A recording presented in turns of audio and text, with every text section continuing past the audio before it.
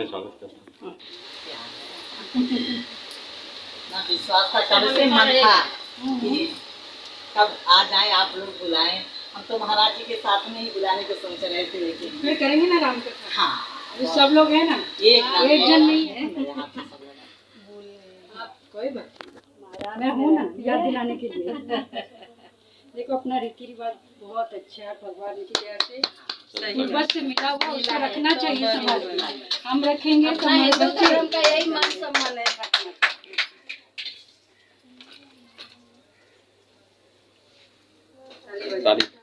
सियापति रामचंद्र की सियापति रामचंद्र की पवन सुत हनुमान।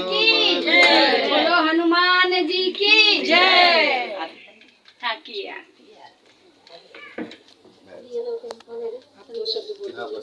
मौका दिया और विशेष से मेरी शारदा, जिसके कारण से मैं यहाँ आया। मूलचंद भैया मिले, मणि रेखा बहुत पुरानी रेखा है ना, याद है ना मुझे? ये रेखा पुरानी मित्र है। 10 साल पहले जब शुरुआत हुई थी यात्रा, तब से ये, और सही में राम जी की बहुत कृपा है, प्रभु राम की बहुत कृपा है हमारे ऊपर में। और वो ऐसा है, उसके पीछे कारण है, वो मैं आपको बताता हूँ। कि जब भगवान की कृपा होती है ना किसी को, तो उसका सब काम समय से पहले हो जाता है। और जहाँ जहाँ से उसको टेंशन हो सकता है, तकलीफ हो सकती है, रुकावट हो सकती है, वो सारा चीज़ वो दुरुस्त कर देते हैं। जैसे लंका गए ना राम जी, तो ब्रिज बनाना था, तो सारी चीज़ करके फिर लंका में गए और फिर सीता मैया को लेके आए, है ना, पूरा व्यवस्था। तो ऐसे ही भगवान ने मुझे बहुत अच्छा बच्चा दिया, बच्चे की बहुत बढ़िया एजुकेशन हो गई, पत्नी भी आपके सामने में है, माँ पिता भी मेरे बहुत अच्छे थे, उन्होंने अच्छी शिक्षा दी। तो ये ईश्वर की कृपा है। और मेरा उम्र 53 साल का है, और 53 साल में मेरी सब जिम्मेदारी पूरी हुई। तो ये जिम्मेदारी पूरी हुई, इसमें मेरा कोई योगदान नहीं है, ये राम जी की कृपा है। कब हुआ, कैसे हुआ, क्यों हुआ, मुझे कुछ नहीं पता। मेरे जैसा एक साधारण इंसान जो बिहार से मुंबई शहर आया, और मुंबई शहर आया तो मैं और मेरी पत्नी थी, और शुरुआत करने के लिए इसका जो आधा जगह होता है वही घर हमने भाड़े पे लिया था, और दोनों जन रहे थे। इसके पेट में बच्चा था, बड़ा वाला बेटा, और जो ये टॉयलेट गई ना, खारी में होता था ना, सब पैर इतना कीचड़ में हो गया, देखा तो रोने को आया। तो 1.5 साल वहाँ भी रहा, लेकिन उसके बाद हमने संघर्ष किया, मेहनत किया। मेरी जो ताकत थी, विद्या का जो बल था, उसका सदुपयोग किया और मेहनत किया। मेहनत करके नौकरी में भी मैं नीचे से शुरू किया और सबसे ऊपर पद तक गया। 91 में नौकरी शुरू किया और 99 में जनरल मैनेजर मार्केट में। और फिर मैंने बिजनेस शुरू किया 99 से। दवाई की कंपनी में काम करते थे, खुद की दवाई की कंपनी बनाया। हमको रहने के घर में दिक्कत हुई थी, तो मैंने हज़ारों एकड़ जमीन खरीदा, डेवलप किया, लोगों को घर बना के दिया, बिल्डिंग बनाई, ये सारी चीज़ें की। और उससे हमको जो कमाने को मिला, उसका सदुपयोग किया कि बच्चों को मैंने अच्छी शिक्षा दी। क्योंकि बहुत बड़ा संपत्ति आप बच्चों के लिए छोड़ देंगे ना, तो आप निश्चित नहीं हो सकते कि बच्चे का भविष्य अच्छा होगा। लेकिन बच्चे को अगर अच्छी शिक्षा आपने दे दिया, उसको योग्य बना दिया, संस्कार दे दिया, तो आप निश्चिंत हो सकते हैं कि वो पूरे जीवन सुखी रहेगा, हमारे पर वो निर्भर नहीं रहेगा। और ये राम जी ने हमसे यही करवाया कि बच्चों को अच्छी शिक्षा दे दिया, वो अपने जीवन में मस्त है। अभी मैं उनको क्यों डिस्टर्ब करूँ, वो अपने जीवन में मस्त है, अपने हिसाब से जी रहे हैं और सही रास्ते पे हैं। तो अभी हम दोनों आदमी करेंगे क्या? घर में बैठ करके परेशान हो, या नहीं तो आप बच्चों को डिस्टर्ब करो, नहीं तो और धंधा करो और बिजनेस करो। कितना कमाएंगे, कितना करेंगे, कोई है थोड़ी ना। तो हमने धीरे धीरे जैसे जैसे राजनीति में 12-13 साल पहले घुसा, इसके बाद धीरे धीरे उसको विराम देते गए। और 10-12 साल में जो मैंने खर्चा भी किया, अगर मैं 10 खर्चा किया तो वो मेरा कमाया हुआ था। और मैं भाग्यशाली इसके लिए हूँ कि रोकने वाली कौन होती है? मातृशक्ति, पत्नी, बहन, यही रोकेगी ना, हाथ क्यों खर्चा करते हो। अब एक रात का था ना 50 लाख रुपया खर्चा होगा, 2 रात का था। अब एक कार्यक्रम में भी ये छतरी वाटन का कार्यक्रम होगा तो कम से कम 50 लाख खर्चा होगा। अभी हल्दी कुमकुम का कार्यक्रम हुआ तो ये खर्चा तो मैं मेरी कमाई का पैसा करता हूँ। जो मुझे रोक सकता है, रोक सकती थी, वो तो मेरे साथ ही है। अभी एक मेरा ये भी स्वार्थ है, अभी बोला ना कि मैं साथ में क्यों, तो जो रुकावट हमको दे सकती है, उसको अगर सच्चाई पता चलेगा तो वही रास्ता बना के देगी, तो रुकावट खत्म हो गया। और खर्चा सब करता है, ऐसा नहीं है कि मैं ही खर्चा किया हूँ। बहुत लोग हैं जो 10 रुपये कमाता है तो 10 रुपये खर्चा करता है, कोई अय्यासी में खर्चा करता है, कोई किसी तरीके से खर्चा करता है। हम लोग क्या है कि हमको इसी में आनंद आता है तो हम इसी में खर्चा करते हैं। मेरी धर्मपत्नी को कोई शौक नहीं है कि इतना सारा सोना पहने। शौक ये है कि हमारे कारण से किसी के घर में या किसी के चेहरे पे खुशी आ गई तो हमको आनंद मिलता है। इसीलिए मैं राजनीति में, और जब राम जी की मेरे ऊपर कृपा है तो मैं जब अच्छा काम करूंगा तो ही ये कृपा बनी रहेगी और राम जी खुश रहेंगे। अभी राजनीति में भी आने का और चुनाव लड़ने का कोई बहुत बड़ा रीजन नहीं है, लेकिन एक कारण ये है कि मैं मेरे घर से जो कर रहा हूँ आज तक कर रहा हूँ, हो सकता है मैं कल भी करूँगा। पत्नी ने हाथ नहीं रोका, लेकिन कल बेटे ने हाथ रोका तो, कल बहू ने हाथ रोका तो। दूसरी बात, हमारा 53 साल हो गया तो धीरे धीरे कम ही होंगे ना। तो वक्त से पहले जब हमको मौका मिला है तो इसका सदुपयोग करके ऐसे जगह पर चले जाएं जो लोगों का जो हिस्सा है, हक है, वही अगर उन तक पहुंचा दिए तो बहुत बड़ी बात है। जैसे हमारी सरकार ने क्या बोला कि वहाँ पर भी इन्होंने 500 भरा था तो 488 लोगों को गारंटी मिला, सिलाई मशीन मिला, और यहाँ पर में नहीं मिला। अभी आर्य कॉलोनी में हमने 10 मशीन लाके सिलाई मशीन सिखाना शुरू किए। बहन आपको खुशी होगी, वहाँ पर कम से कम 50 महिला है जो अपने पैर पे खड़ी है, और वो लोग खाली पेटीकोट सिलती है, पेटीकोट सिलवाती है, तैयार करवाती है, और वही 50 महिला मिलके पेटीकोट बेचती भी है, और किसी भी महिला का आमदनी 25,000 से कम नहीं है। 50 महिला में किसी की आमदनी 25,000 से कम नहीं है। ये काम मैं आज से 12-13 साल पहले शुरू करवाया। तो इससे क्या होता है कि हमको आनंद मिलता है। मैं आज, मेरा एक बेटा है, अगर मैं दूसरे जो 100,000 बेटा है जिसको कि मेरी ज़रूरत है, अगर मैं उसके जीवन में मदद किया तो वो मेरे बेटे से कम रहेगा। आज एक रामकथा में रेखा मिली थी, आज तक याद है, जबकि मुझे याद नहीं है, और उसके कारण से इतना सम्मान मिला।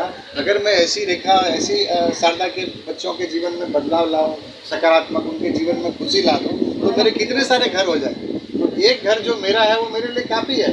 अभी आपका घर बड़ा हो जाए, आपके जीवन की तकलीफें कम हो जाए, अगर उसमें मैं खुद को खपा दूंगा तो मेरे इतने घर हो जाएंगे, इतनी भाई, इतनी बहन, इतने दोस्त, इतने मित्र कि मुझे कभी भी कोई तकलीफ हो ही नहीं सकती है। और मैं मेरे बेटे और बेटी पे भार दूंगा ही नहीं, क्योंकि मेरा भार तो समाज उठाएगा जिसको मैंने मदद की। तो यही कारण से मैं चुनाव लड़ना चाहता हूँ। और आपको जान करके आश्चर्य होगा, आप पहली बार सुनोगी कि हमारा मुंबई महानगर पालिका जो है ना, उसका एक साल का बजट होता है 60,000 करोड़। कितना होता है? 60,000 करोड़। और एक 227 नगर सेवक है, एक नगर सेवक के हिस्से में आता है 160 करोड़। कितना आता है? भीड़ कम हो जाएगा सर। छाता तो बहाना है, रिश्ता बनाने आया। अरे धक्का लग रहा तो बनाओ ही कैसे? तो नहीं मिल सकते थे, इतना पब्लिक नहीं आ सकती थी। जय श्री राम। जय श्री राम।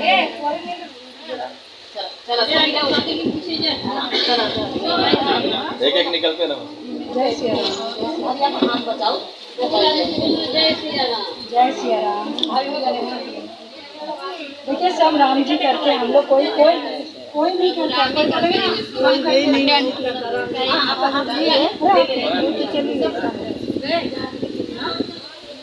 आज कौन है? आज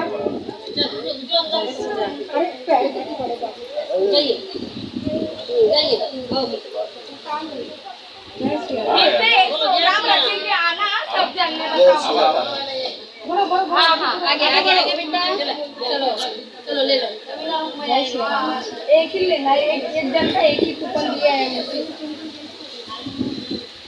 जिसके हाथ में दो है मैं उसको दो भी दे दूँ, ऐसा कुछ नहीं। वो उधर है, डॉक्टर का लड़का है।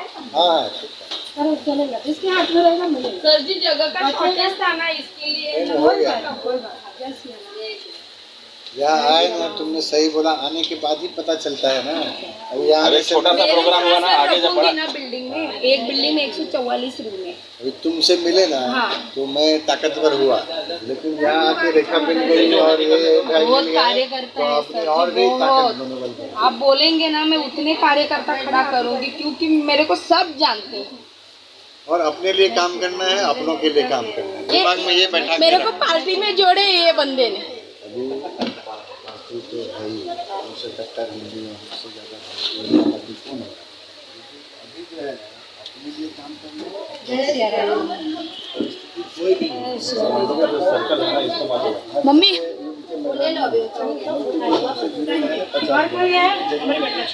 कौन बाकी है किसका रह गया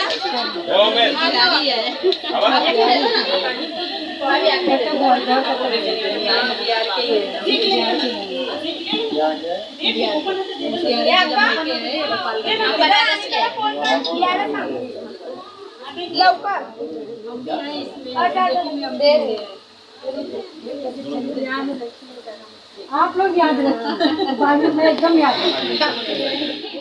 मैडम ने खुद सबमिट किया, 99 उनको आया, पूछो सिर्फ एक नहीं, वो किसी के हाथ में सबमिट नहीं की। वो ऐसे महिलाएं खुद जाके उसके पीछे दौड़े, बीएमसी में रोज जाते थे आते थे। उनके एरिया में और जोगेश्वरी एरिया में 99 100 फॉर्म में से 99 उन्होंने करा के घर घंटी दे दिया। ये क्या है, लोगों का ही दुआ है, उन लोगों के लिए करते हैं। तो सर अगर खड़े रहेंगे तो हम लोग उनके साथ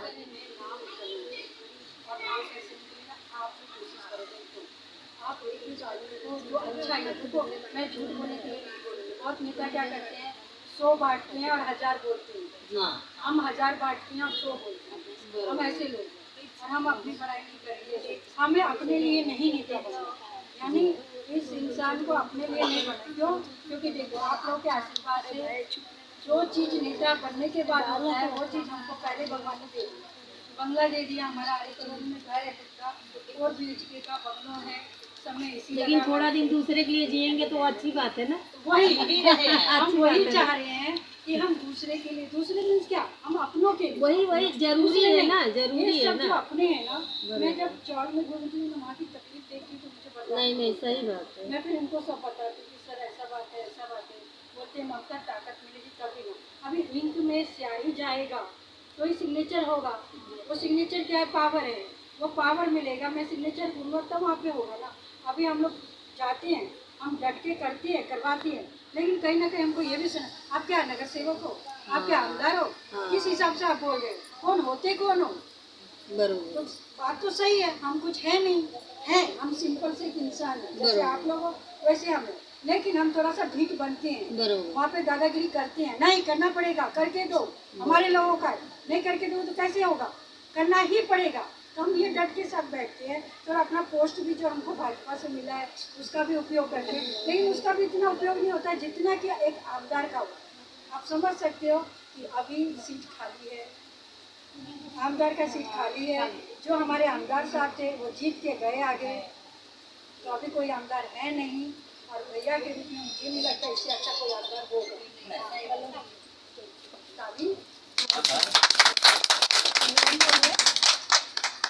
तो यही मैं बताने के लिए आई आप लोग के साथ में कि अच्छा मौका दिया सारा ने और भाई ने, तो ये जानकारी देना था। बाकी कुछ भी रहता है आप श्रद्धा को बोलो, वो मेरी तक लाएगी। किसी तरह की भी समस्या में ऐसा नहीं कि नेता बनने के बाद दूर करने की कोशिश करूँ, वो उसकी तो गारंटी मेरी है ही। भैया की आमदार बनने के बाद उसकी गारंटी मेरी है ही। लेकिन अभी भी मैं भैया के ऊपर, आपके भैया के ऊपर प्रेशर डाल के अभी भी कुछ भी ऐसा काम रहेगा तो मैं करवाने की कोशिश करूँगी, कोशिश। लेकिन आमदार के बाद क्या 100% है कि नहीं, होने के बाद में 100% है, क्योंकि इनकी सिग्नेचर को कोई काट नहीं सकता है। जब ये आमदार बन जाएंगे तब सिग्नेचर को कोई काट नहीं सकता है। बस आप लोगों से विनती है कि सर्वे में जो भी रिपोर्ट आएगा तो ठाकुर साहब को मानने आना चाहिए। ठाकुर जी ही चाहिए। अगर ठाकुर जी आ गए तो एक के साथ एक फ्री मिल जाएगा।